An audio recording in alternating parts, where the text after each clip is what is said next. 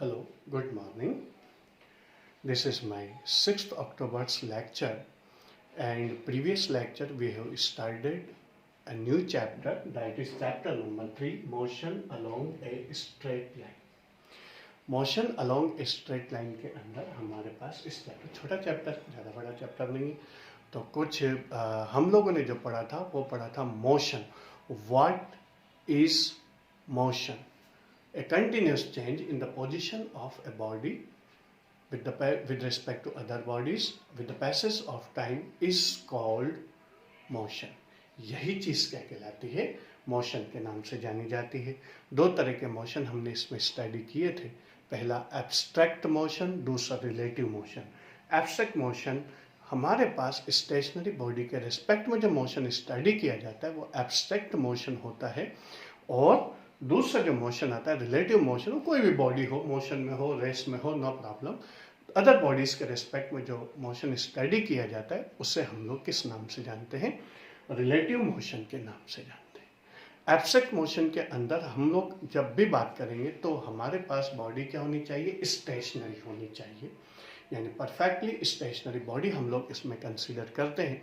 और ये चीज़ earth surface पर नहीं है. मैंने एग्जांपल लिया था, जब भी हम लोग स्टेट बॉडीज़ की बात करते हैं तो बिल्डिंग की बात करते हैं, पॉल की बात करते हैं, हिल की बात करते हैं, रिवर्स वगैरह की बात करते हैं. लेकिन जब अर्थ ही सन के चारों तरफ रिवॉल्व कर रही है तो ये सारी चीज़ें भी परफेक्टली या जो पूरी तरह से स्टेशनरी ऑब्जेक्ट नहीं हुए. अर्थ इनके साथ के, जब अर्थ घूम रही है तो सब चीज़ें भी मोशन के अंदर है. तो फिर कौन है? सन और पूरा सोलर सिस्टम एक जगह से दूसरी जगह मूवमेंट कर रहा है. तो फिर कौन है? पूरा यूनिवर्स एक जगह से दूसरी जगह मूवमेंट कर रहा है. तो हमने फिर जो कंसेप्ट कंसीडर किया था वो ये था कि हमने एक स्टेशनरी पॉइंट कंसीडर किया और उस स्टेशनरी पॉइंट को हमने ओरिजिन नाम दिया. फिर उससे 3 म्यूचुअली परपेंडिकुलर एक्सिस हम लोगों ने ड्रॉ की. पहली एक्सिस कौन सी थी? कि उस पॉइंट पर खड़े होकर के हम लोग जिस डायरेक्शन पर हम लोग देख रहे हैं उस डायरेक्शन के बिल्कुल सीध में जो एक्सिस है वो हॉरिजॉन्टल एक्सिस. हॉराइजन जहाँ पर मिलता है, जहाँ पर आसमान और जमीन मिलते हुए महसूस होते हैं उसे हॉराइजन बोलते हैं. और वो मिलते हुए जब दिखेंगे तो वही चीज़ हमारे पास क्या होगी? हमारे देखने की डायरेक्शन होगी. तो वो हॉरिजॉन्टल एक्सिस, उसके परपेंडिकुलर डायरेक्शन में वर्टिकल एक्सिस होगी. और ये अर्थ सरफेस की बात होगी या कोई भी आपके पास जो प्लेन है उसकी बात होगी. और उससे परपेंडिकुलर डायरेक्शन के अंदर जो तीसरी एक्सिस होती है जो इन दोनों के परपेंडिकुलर होती है, जैसे मान लो अर्थ सरफेस पर होराइजन हो गया एक डायरेक्शन के अंदर, जैसे मान लो मैं इधर देख रहा हूँ तो ये होराइजन हो गया, ये आपके पास वर्टिकल प्लेन हो गया. अब इन दोनों के परपेंडिकुलर, यानी अगर अर्थ सरफेस पर ले रहे हैं तो अर्थ सरफेस से ऊपर की साइड पर जो होगा वो जी एक्सिस होगा. तो इसको हम लोग बोलते हैं 3 डायमेंशनल कोऑर्डिनेट सिस्टम. और इस 3 डायमेंशनल कोऑर्डिनेट सिस्टम में किसी पार्टिकल की पोजीशन को एग्जैक्टली आइडेंटिफाई करने के लिए, स्पेसिफाई करने के लिए 3 कोऑर्डिनेट्स की ज़रूरत पड़ती है. X coordinate, y coordinate and z coordinate हम लोग इसमें कंसीडर करते हैं. तो इस तरह से हमारे पास 3 कोऑर्डिनेट्स इसके अंदर लेते हैं. और अगर मान लो पार्टिकल का मोशन इस तरह से हो कि केवल एक ही कोऑर्डिनेट में चेंज आ रहा है, one dimensional motion, straight line के अलॉन्ग जो मोशन होता है. दूसरा, अगर मान लो पार्टिकल इस तरह से मूवमेंट कर रहा है कि उसके अंदर क्या हो रहा है कि 2 कोऑर्डिनेट्स में चेंजेस आ रहे हैं, यानी कि curved motion on a plane, किसी प्लेन के अंदर कर्व्ड लाइन के अंदर जो मोशन होता है वो 2 डायमेंशनल मोशन होगा. और तीसरा, स्पेस के अंदर जितने भी मोशन होते हैं, चाहे बर्ड्स के हों, चाहे काइट फ्लाइंग के हो, चाहे और कोई भी मोशन हो, वो सारे के सारे मोशन कौन से होते हैं? 3 डायमेंशनल कोऑर्डिनेट्स में होते हैं. 1 डायमेंशनल मोशन स्ट्रेट लाइन के अलोंग, 2 डायमेंशनल मोशन के अंदर एग्जांपल बताया था मैंने सर्कुलर मोशन, और 3 डायमेंशनल कोऑर्डिनेट के अंदर मैंने बताया था स्पेस के अंदर जितने मोशंस होते हैं वो सब के सब 3 डायमेंशनल मोशन के अंदर आते हैं. ये हम लोगों ने पढ़ लिया था. अब उसके बाद इसके अंदर हमारे पास कुछ बेसिक चीज़ें हम लोग इसके अंदर देखेंगे. मोशन के अंदर जब पार्टिकल एक जगह से दूसरी जगह जाएगा तो उसके अंदर जो पार्टिकल की जो पोजीशंस होंगी वो पोजीशन में कंटिन्यूस चेंज आएगा. तो हमारे पास क्या होगा कि इसमें 2 टर्म आएगी, डिस्टेंस और दूसरी आएगी आपके पास डिस्प्लेसमेंट.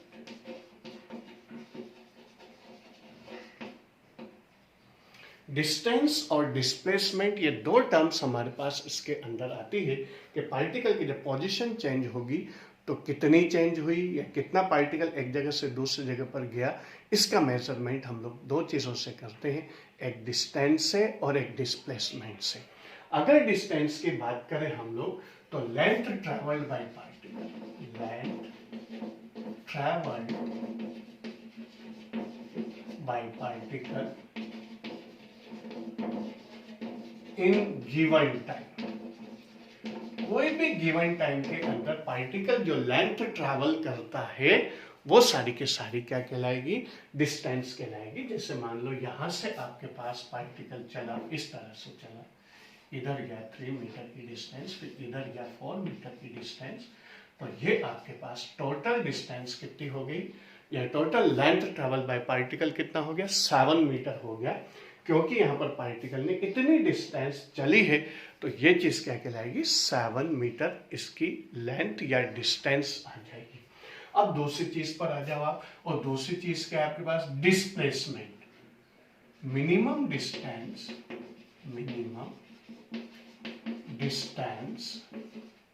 बिटवीन इनिशियल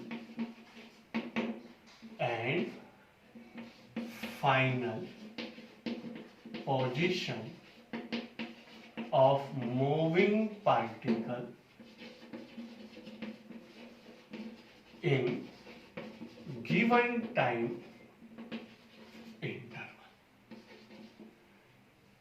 या गिवन टाइम के अंदर या गिवन टाइम इंटरवल के अंदर पार्टिकल की जो इनिशियल और फाइनल पोजीशन है उनके बीच की मिनिमम डिस्टेंस या स्ट्रेट लाइन जो डिस्टेंस, जैसे मान लो इसी एग्जांपल को हम लोग ले रहे थे, ये आपके पास 3 मीटर की डिस्टेंस हो गई, ये आपके पास 4 मीटर की डिस्टेंस हो गई, तो ये तो हो गई 3 + 4 7, ये तो डिस्टेंस 7 बाय पार्टिकल हुई। डिस्प्लेसमेंट फाइंड करना है तो ये इनिशियल पोजीशन है, ये फाइनल पोजीशन है, और इनके बीच की मिनिमम डिस्टेंस कौन सी हो जाएगी, ये वाली हो जाएगी। ट्रायंगल फॉर्म हो गया तो ये आपके पास हाइपोटेन्यूस होगी, तो ये हाइपोटेन्यूस कितनी आएगी, 5 मीटर आएगी। तो अगर इसी केस के अंदर पार्टिकल एक ही है, टाइम इंटरवल सेम है, तो डिस्टेंस ट्रैवल बाय पार्टिकल आपके पास 7 मीटर होगा, और जो डिस्प्लेसमेंट ऑफ पार्टिकल है वो कितना होगा आपके पास, 5 मीटर होगा। तो एसआई जो यूनिट होती है, चाहे डिस्टेंस हो चाहे डिस्प्लेसमेंट हो, एसआई यूनिट आपके पास कितनी आ जाएगी, मीटर। और बाकी मेजर तो हम लोग सेंटीमीटर में भी कर सकते हैं, इंचेस में भी कर सकते हैं, किलोमीटर में भी कर सकते हैं, डेसीमीटर, डेकामीटर, किसी के भी अंदर हम लोग इस चीज को क्या कर सकते हैं, मेजर कर सकते हैं। तो ये चीज हुई आपके पास डिस्टेंस और displacement of particle. Distance, length travel bye particle in given time interval भी लिख सकते हैं हम लोग, और दूसरे आती है minimum distance between initial and final position of moving particle in given time interval. ये दो चीजें हमारे पास डिस्टेंस और डिस्प्लेसमेंट को शो करती है, और एग्जांपल से हमारे सामने बिल्कुल क्लियर आ जाता है। अगर मान लो हो सकता है कि जैसे मान लो पार्टिकल जहां से चला था वापस वहीं पर पहुंच जाए, तो आपके पास जो डिस्टेंस रहेगी, अगर मान लो इसके रेडियस r है, तो डिस्टेंस आपके पास इस केस में डिस्टेंस जहां से चला था वापस यहीं पर पहुंच गया, तो डिस्टेंस आएगी आपके पास 2πr। लेकिन अगर मान लो यही चीज हम लोग डिस्प्लेसमेंट के अंदर करेंगे, जहां से चला था वापस वहीं पर पहुंच गया, तो डिस्प्लेसमेंट आपके पास कितना आ जाएगा, 0 आ जाएगा। ये हमारे पास यानी डिस्टेंस और डिस्प्लेसमेंट के अंदर डिस्टेंस आपके पास length travel by given time particle in given time interval होती है। इसमें लेंथ ट्रैवल करते हैं, किधर घूम रहा है, सब चीज कंसीडर की जाए। इसमें केवल इनिशियल और फाइनल पोजीशन, ये 0 हो सकता है, ये 0 नहीं हो सकता, ये नेगेटिव भी हो सकता है, ये नेगेटिव नहीं हो सकता। तो ये कुछ बेसिक चीजें हैं जो डिस्टेंस और डिस्प्लेसमेंट के बीच के डिफरेंस को शो करती है। इसके बाद आता है हमारे पास नेक्स्ट चीज आती है, और वो है आपके पास स्पीड एंड वेलोसिटी। स्पीड और वेलोसिटी आपके पास पर सेकंड के अंदर पार्टिकल कितनी डिस्टेंस ट्रैवल करता है उसे हम लोग स्पीड के नाम से जानते हैं, और पर सेकंड के अंदर पार्टिकल का डिस्प्लेसमेंट कितना है ये वेलोसिटी से मेजर करते हैं। तो स्पीड इज इक्वल टू हमारे पास आता है डिस्टेंस अपॉन टाइम, और ये आता है आपके पास वेलोसिटी आ जाएगी आपके पास डिस्प्लेसमेंट अपॉन टाइम।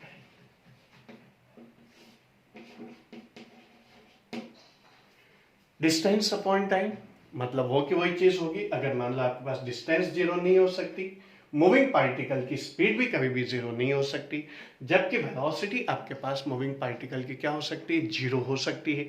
दूसरी चीज क्या हो सकती है कि स्पीड आपके पास कभी भी नेगेटिव नहीं हो सकती, जबकि वेलोसिटी आपके पास क्या हो सकती है, नेगेटिव हो सकती है।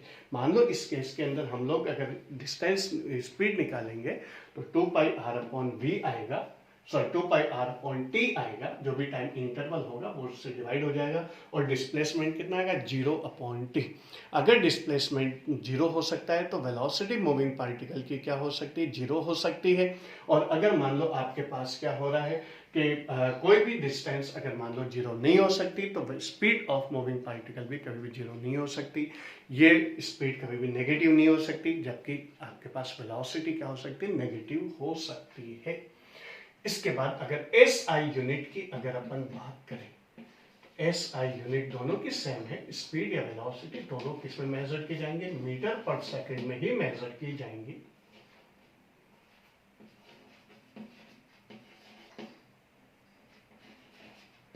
मीटर पर सेकंड एसआई यूनिट होगी, बाकी किलोमीटर पर आवर के अंदर या आपके पास सेंटीमीटर पर सेकंड के अंदर या मीटर पर मिनट के अंदर मेजर हम लोग किसी में भी कर सकते हैं। बेसिकली या तो मीटर पर सेकंड में एसआई यूनिट में या फिर किलोमीटर पर आवर के अंदर। हमारे जितने भी ऑटोमोबाइल्स वगैरह के जो स्पीड्स वगैरह है वो किलोमीटर पर आवर के अंदर मेजर की जाती है। तो आपके पास क्या हो जाएगा कि मीटर पर सेकंड और किलोमीटर पर आवर के बीच में हम लोगों के पास, जैसे मान लो आपको किलोमीटर पर आवर है और किलोमीटर पर आवर को आपको मीटर पर सेकंड में कन्वर्ट करना है, तो किलोमीटर के अंदर आ जाएगा आपके पास 1000 मीटर और आर के अंदर आ जाएगा 3600 सेकेंड्स।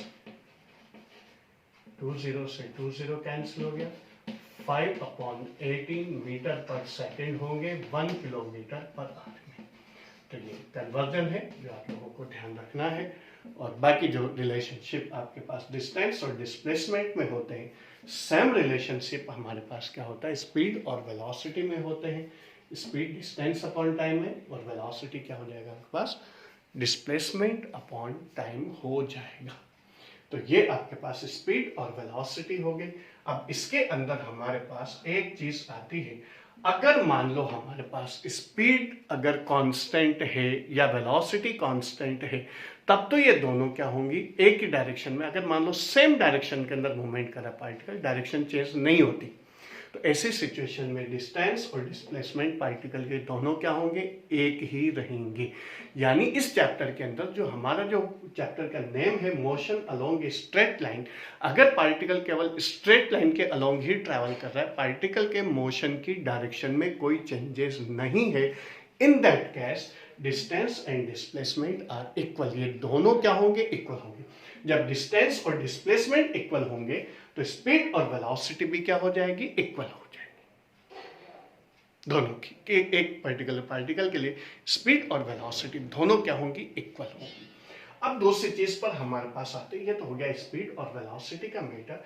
अब अगर मान लो आपके पास स्पीड या वेलोसिटी चेंज हो रही है, स्पीड बढ़ रही है या घट रही है, या वेलोसिटी बढ़ रही है या घट रही है, तब ऐसी सिचुएशन के अंदर, या जैसे मान लो एक पर्टिकुलर टाइम इंटरवल के लिए पार्टिकल एक स्पीड से ट्रैवल कर रहा था, बाद में फिर दूसरी स्पीड से ट्रैवल करने लग गया, फिर उसकी स्पीड बढ़ गई फिर घट गई। अगर इस तरह की सिचुएशन आ रही है कि पार्टिकल की स्पीड या वेलोसिटी क्या हो रही है और वैरी कर रही है, उनका मैग्नीट्यूड वैरी कर रहा है, तो फिर हमारे पास इसके अंदर चीज आती है एवरेज स्पीड।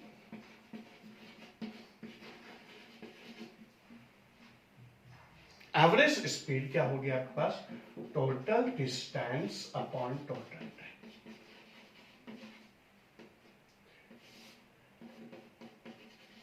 और इसी तरह से एवरेज वेलोसिटी अगर हमारे पास निकालेंगे हम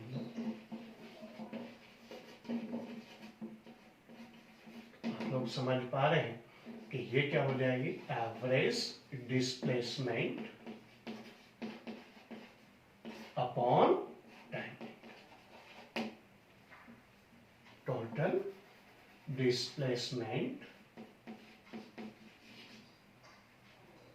डिस्प्लेसमेंट अपॉन टोटल टाइम आपके पास इसके अंदर आ जाएगा।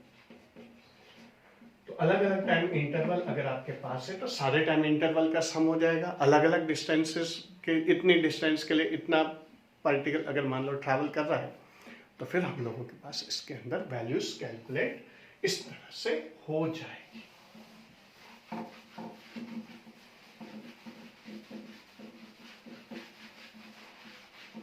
नेक्स्ट चीज आती है हमारे पास, ये हो गया एवरेज स्पीड और एवरेज वेलोसिटी। अब इसमें हम लोगों के पास अगर मान लो टाइम इंटरवल सेम है, यानी जैसे मान लो फर्स्ट 15 मिनट के लिए हमारे पास स्पीड आ गई 30, फिर नेक्स्ट 15 मिनट के लिए हमारे पास स्पीड आ गई 40, टाइम इंटरवल सेम है, तो ऐसी सिचुएशन के अंदर आपके पास average speed if time interval is equal, तो फिर आपके पास एवरेज स्पीड जो आएगी वो आएगी v1 प्लस v2 बाई 2। अगर 2 ही है तो 3 है और सब में टाइम इंटरवल सेम है, या n है और v1 plus v2 plus dash dash dash vn upon n। ये कब है, जब हर एक स्पीड का टाइम इंटरवल सेम है, यानी पार्टिकल जैसे मान लो आपके पास फर्स्ट 5 सेकंड के अंदर है जो 10 मीटर पर सेकंड की स्पीड से चल रही, फिर अगले जो आपके पास जो 5 सेकंड से उसके लिए फिर आपके पास है जो 20 से फिर अगले 5 सेकंड्स के लिए, 30 से फिर अगले 5 सेकंड्स के लिए, 50 से अगर मान लो ट्रैवल कर रही है तो टाइम इंटरवल सेम है, तो हमारे पास एवरेज स्पीड निकलेगी v1 plus v2 plus dash dash dash और vn अपॉन n से। 2 है v1 प्लस v2 बाई 2 आपके पास इसके अंदर आ जाएगा। लेकिन अगर मान लो टाइम इंटरवल सेम नहीं है, डिस्टेंस सेम है कि फर्स्ट 10 मीटर वो इस स्पीड से ट्रैवल कर रहा है, नेक्स्ट 10 मीटर वो इस स्पीड से ट्रैवल कर रहा है, नेक्स्ट 10 मीटर वो इस स्पीड से ट्रैवल कर रहा है, तो ऐसी सिचुएशन के अंदर if distance is equal for different velocity या स्पीड्स,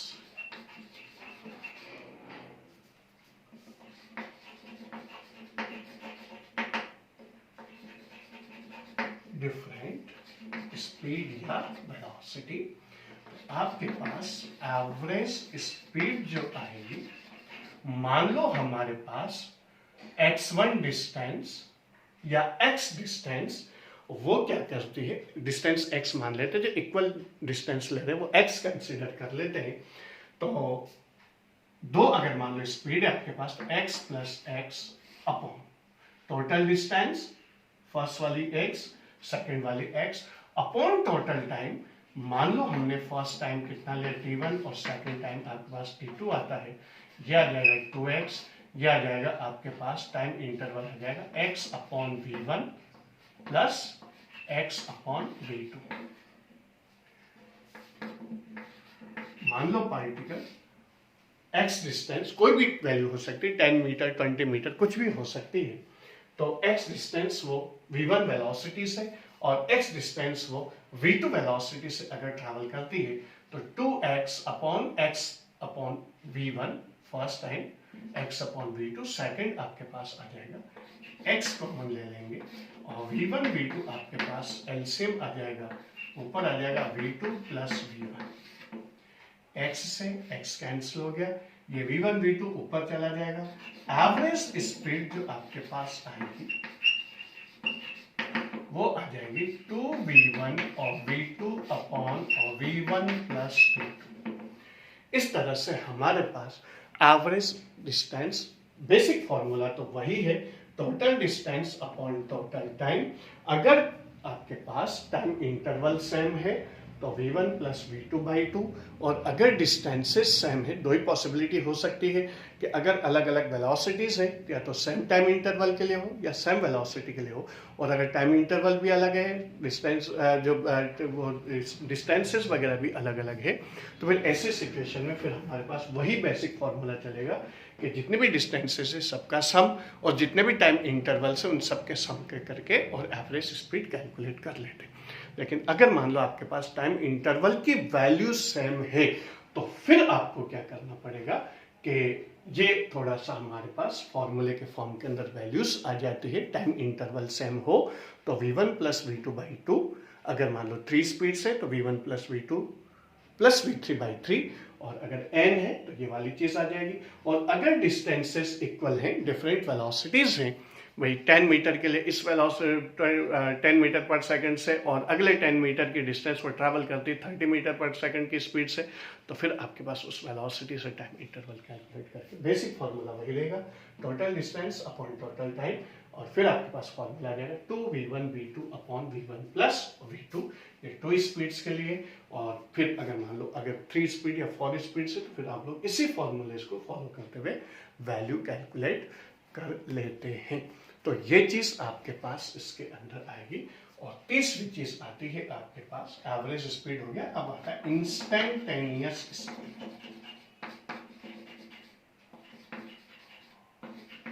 स्पीड और वेलोसिटी,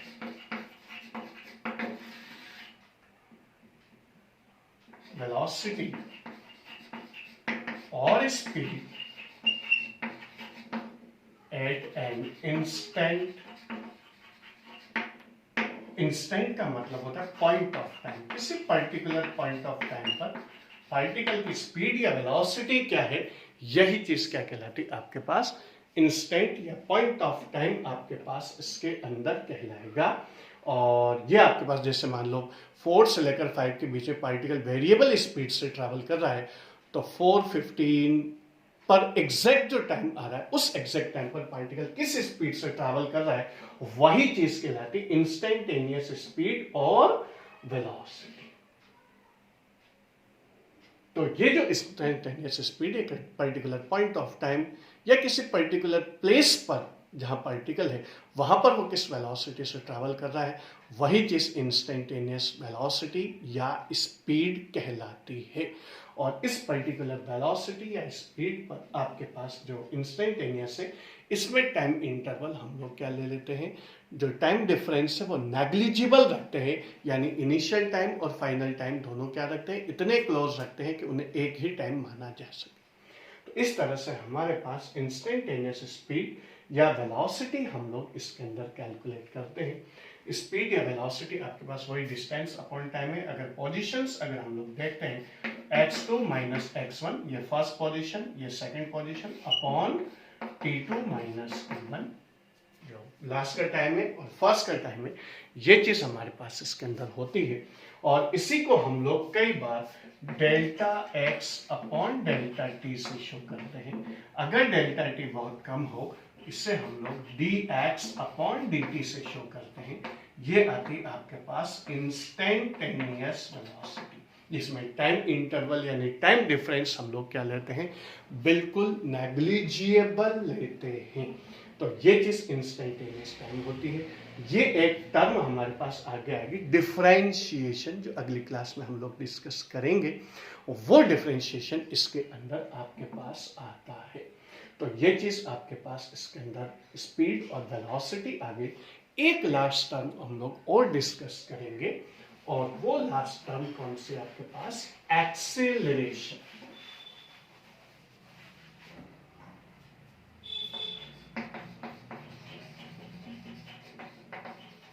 एक्सीलरेशन आपके लिए कोई नई चीज नहीं है, 9th स्टैंडर्ड के अंदर भी हम लोग पढ़ चुके हैं। और rate of change of velocity with respect to time is called acceleration. A rate of change of velocity with respect to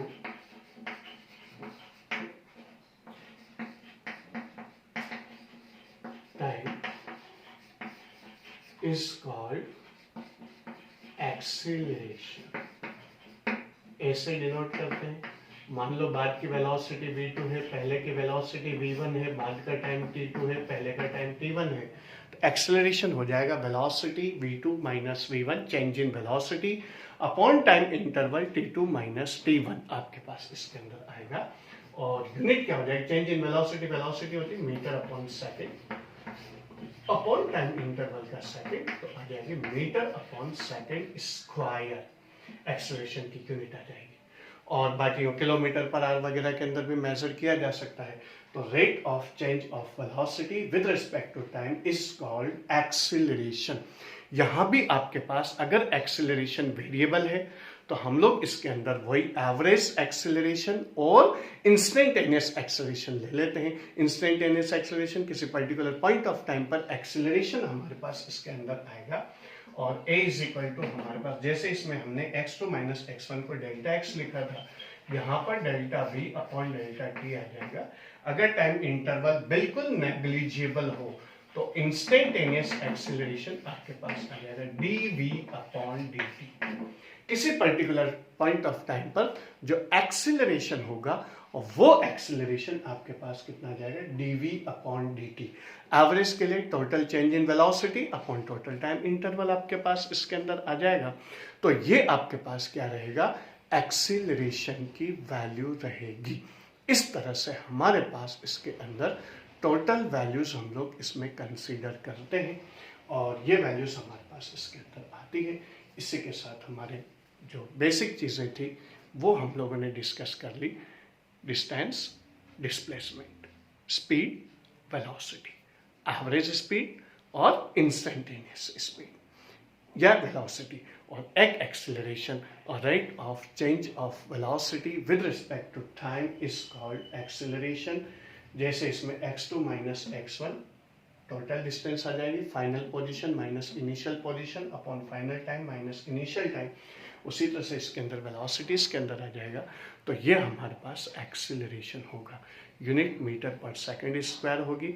और इंस्टेंटेनियस के लिए हमारे पास वैल्यू रहेगी, एवरेज के लिए आपके पास total velocity, change in velocity upon total time interval से वैल्यू कैलकुलेट कर लेते हैं। तो ये कुछ बेसिक चीज़ें थी जो हमारे पास इसके अंदर एवरेज, एक्सेलरेशन वगैरह कंसीडर करते हैं।